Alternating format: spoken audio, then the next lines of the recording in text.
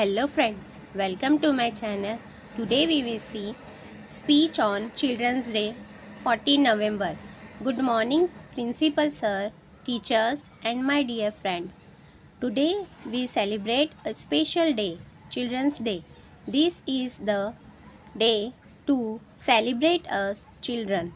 Children are smart and wonderful. They spread joy and happiness wherever they go.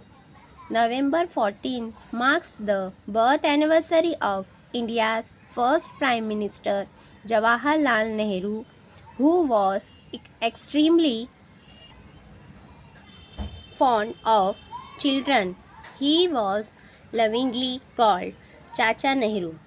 The world becomes a brighter place when children smile and laugh. Children are the future of the world.